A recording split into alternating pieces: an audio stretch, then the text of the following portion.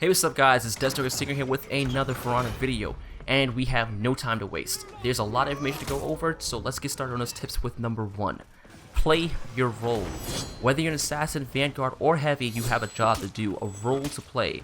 This can't be any more stressed than in Dominion. Assassins, your job is practically a mix between harassment and assassinating. As the fastest heroes out there, you want to be mobile. You should prioritize contesting or capturing enemy held points and killing.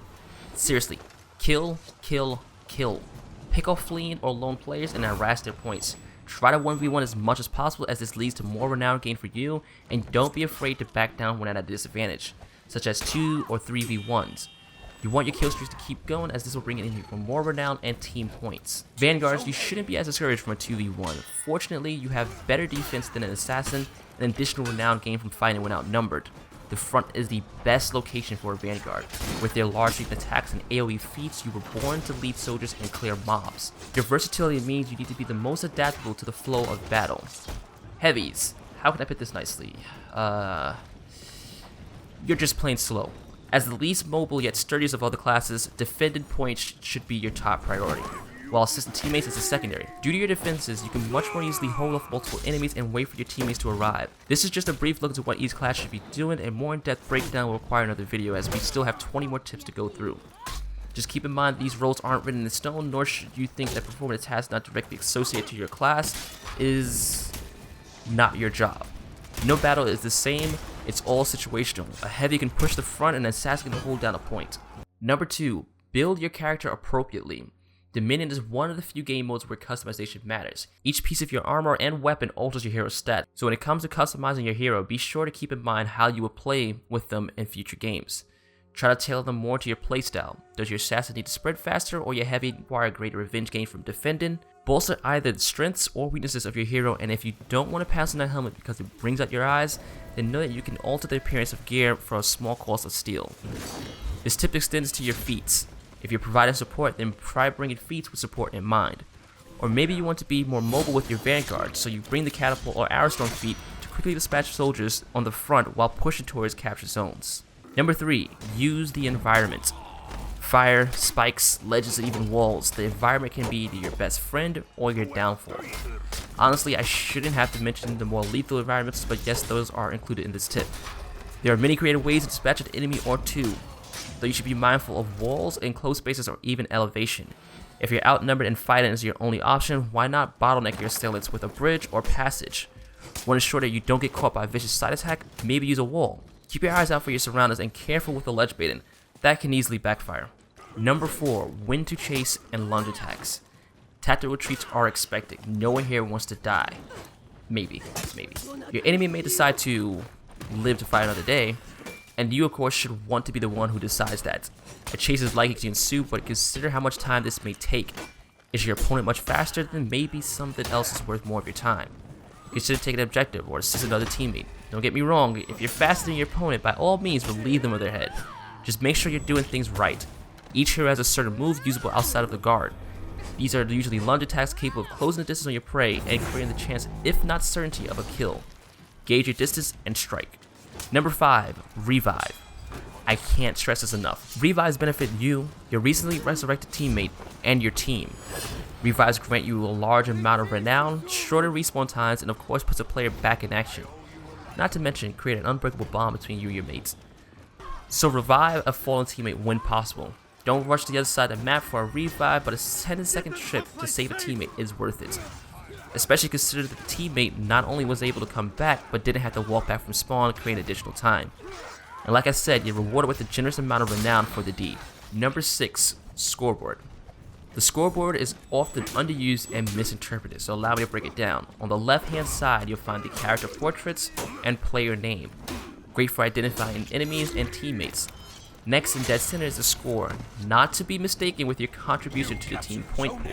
This is represented to your own renown. Continued from the center to the right is the objectives or numbers of zones you captured.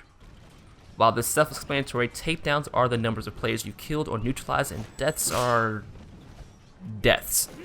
Just a quick note, each death is counted regardless of a revive. Number 7, zone boosting and healing. Zone boosting is another underused tactic. This just refers to staying within the boundaries of a friendly capture zone without it being contested. This doubles the amount of hard points your team gains to the team point pool for that zone. It also consistently rewards you renown so long as you stay within the zone. But that's not all. Uncontested friendly zones will also heal you over a short period of time and even halt bleeding or burn damage. This is great for a retreat after a punishing fight or after defending the front. Remember, the front is the only zone not capable of being boosted. Number 8, contestant capture zones. While this is a concept we're all familiar with, it can be used more strategically. Contesting a zone is just a matter of stepping onto an enemy occupied capture point. Since it's in a state of contestation, the enemy cannot gain hard points until they've removed you. While capturing a point isn't a bad idea, it isn't always possible. Just keep in mind that assassins gain an extra renown for contested points. A contested point also won't heal either team, meaning the enemy not only can't gain any hard points, but they also lose a fallback location. And to top it all off, you're reaping sweet renown. Number 9. Hold the line. While we're still on the topic of capture zones, another thing to keep in mind is that you don't want to fight on a point that your team controls. As we just discussed, this results in the zone being contested, which means no points for your team. Instead, try to meet and approach an enemy at the boundaries of a zone or move them outside if it is necessary. Then don't leave the zone to fight them. Stand your ground right there at the line. Fight them as you normally would and step outside the zone briefly if you need to. If you can keep them outside the zone even for just a couple seconds at a time while you step into it, you'll be healing and your team will continue to gain points. Number 10. Ladders and drop attacks. Ladders, what once were beautiful forms of rapid transportation of elevation, are now easy ways to fall to your doom. Ladders aren't just about getting from A to B.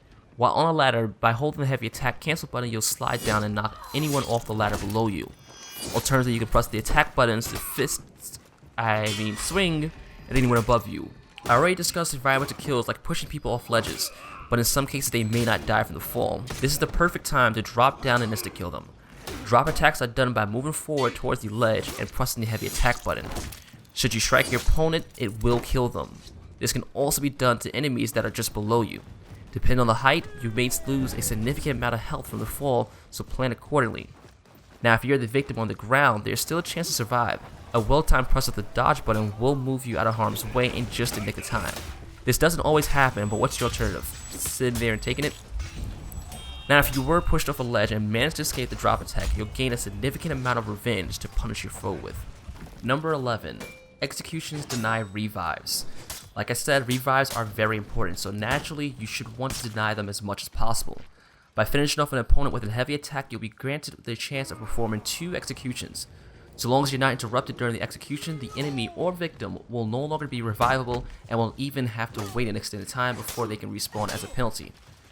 Also remember, if you do land a heavy attack but do not wish to execute because, say, the nearby enemy will interrupt and likely get in some free hits, then you can simply release the lock-on button or key.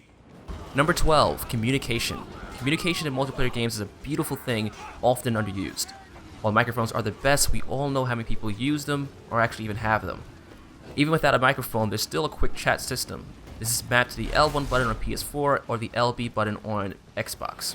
Holding down the button will bring up 3 quick messages to pop, while holding down the additional buttons shown in the quick message system will alter the message for team-specific or objective-specific text. You can also customize this menu to a minor degree in the options menu. Number 13. Do not miss. Simply put, attacks that miss their mark will cost you the most in stamina, even more than when your attacks are blocked. So this tip doubles as be sure not to miss, but also know that if your opponent misses, they lose more stamina. Number 14. Watch the radar. The bottom right corner is an odd one for such a crucial piece of information, in my opinion, but this is where your gank detection thingy goes. The radar shows all players' locations in your vicinity, excluding the Peacekeeper when she's using her stealth feat. Keep a close eye on this as you play and regularly glance at it to stay aware of your surroundings to avoid getting ganked or ambushed. Number 15. Feed in killstreakers. As I explained in my Dominion guide video, kill streaks aren't simply for show. With each additional kill, more and more points are added to the team score. If your team happens to have someone on a kill streak, lend a helping hand in the form of heals, buffs, or even trading your life to save theirs. While a killstreaker can't win you the game, they can surely pave the way. Number 16. Prioritize killstreakers. Adversely, should you see an enemy on a killstreak, prioritize them on your list. If you're low on health or at a disadvantage fighting them, then don't. Other than that, be sure to shut this person down. Not only will you be rewarded for the shutdown, but you'll also break their streak and reset their bonuses for kills. Plus, your team will forever love you for avenging their deaths. Number 17. Soldier kills. The soldiers are great for many things. Swatting aside when you're a little angry, trapping, chasing enemies, and even points. Each soldier kill awards your team with additional hard points, so don't feel so bad about wiping out a score of these guys whenever you pass by. Pun totally intended. Number 18, beware of soldiers. The little guys aren't a serious threat, but pushing too far towards the enemy spawn can aggravate them pretty hard. Their attacks won't do a lot of damage and they'll surely die in one hit, but they do accumulate rather quickly, slowly chipping away at your health and blocking your movement.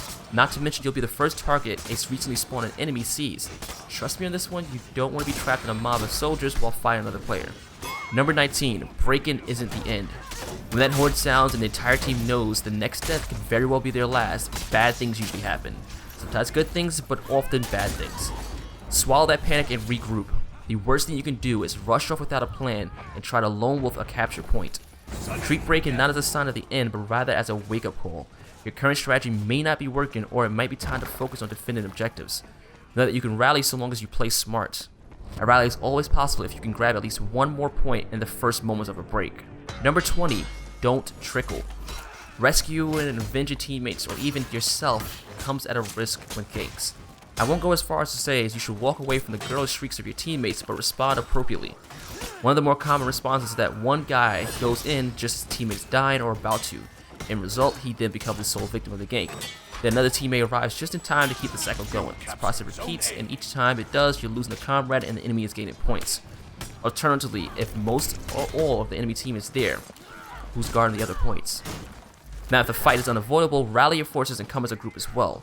There's no need to go into a fight at a disadvantage when you don't have to. Number 21, outnumbered.